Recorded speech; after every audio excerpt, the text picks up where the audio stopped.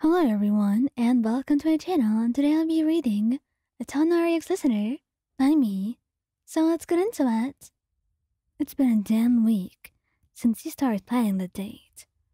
To be honest, Tighnari would not consider himself well versed in romance, but he tried his best, especially since, well, he's kind of new to this. But, like I said, since you're his first experience, he does want to impress you and do his absolute best to make sure you're happy. And that's why he was doing this, all of this. This date was special to him, since it was you guys' first date after all. So no wonder he was kind of nervous and anxious as well. Anybody would be, after all. And as soon as he informed you of it, you wouldn't deny that you were anxious as well. You had no idea what to wear, or what you should do on a date, because to be honest, if Tighnari was bad, then you were probably just as bad as him. And it was kind of a disaster.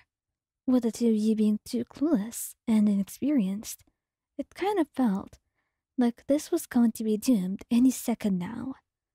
And you would not blame any of you. Perhaps a little bit yourself, but that's because you tend to anyway. It's much easier to blame yourself whatever goes wrong than blaming Tighnari for this, because you knew that he was doing his best, and if there was anything wrong, you would kinda have to blame yourself instead, because you wouldn't have the heart to blame him when he was doing so well and so much just for you. He would feel guilty otherwise, and it was totally understandable. To be honest, it was kind of difficult.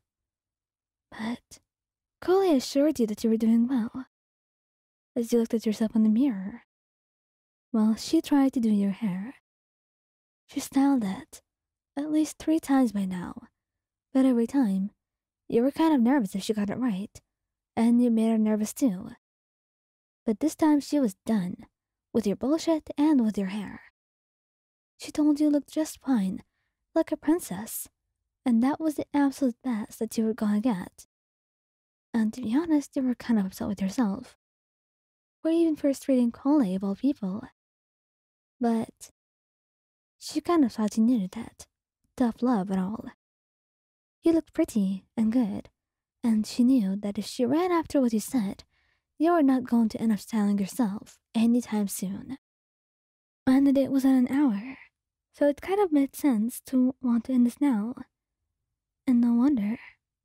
Tighnari kind of came a little bit earlier to ask for Coley's advice, not knowing that you would be there. That's when she'd quickly told him to hide away. After all, part of impressing your partner is surprising them. And she knows he'd be surprising you, certainly with how he looks. But the surprise would be more complete, at the right place and the right time. She did not want him to ruin all his hard work. And after poor Coley was done reassuring you both, the two of you went to meet at your date spot. Tighnari was there before you. After all, having lived in the forest all his life, it kind of made it much easier to be able to get around quickly and no shortcuts. Unlike you, a newcomer. He stared at you like you were a princess, like you just come out of a fairy tale. And to him, you might as well have. You look beautiful, gorgeous, and a little bit magical too. Lion, you blushed brightly, giggling. You look beautiful, Tighnari, he said. And that word, beautiful, it made his heart flutter. And the way you said his name too, to be honest. Perhaps everything about you just made him feel butterflies in his stomach. And this would be correct. Maybe because of his immense love for you. But he would much rather have it that way. To fall in love. Feel all those beautiful feelings, as anxious as they made him be. But they were part of being in love as well, and he wouldn't want to forgo them. That's exactly why dancing with you now, as painful as it was for his heart, and the way it would skip many beats, he still liked it, and he loved it, every moment of it. But that's exactly when things started getting a little bit out of hand. His hands gripping your hips tightly, bringing you closer, like your bodies were meant to be molded into one, just the way the fate had it. And that's when he stopped, looking into your eyes, like there were stars in there. And you were looking up at him, in love, adoration, and many other things. Wyan, you know, I think you might just be a thief. Huh? Why are you saying that all of a sudden? You said. Well, I think you might have just stolen the stars and put them in your eyes. Screw him. He was not smooth, but he was trying his best. And it did get a giggle out of you, making you blush. Thank you, but I have something better to do. Do then. You wanted to do something, truly. And you did it, cupping his face in your hands, tiptoeing to reach him, and giving him a soft kiss. And just as you were about to pull away, Tighnari did not let us stop there.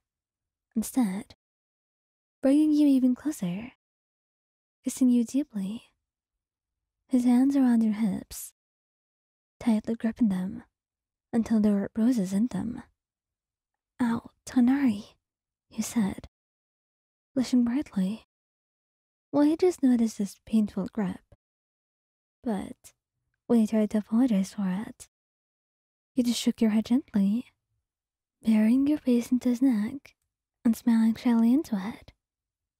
I don't mind, you said, and that made him smile, kissing your hair as his hand gently traced your back. I'm glad you don't. But either way, I think we really have to sit down. Our food's gonna get cold. And you giggled faintly, smiling up to him. You're right. I didn't realize you put it, actually. You said. But he just smiled at you, helping you into your chair like you're a princess. Because to Tighnari, so many things could change about the world, and so many things could be truths or lies. But to him, you would always be his most beloved, and you would always be his princess.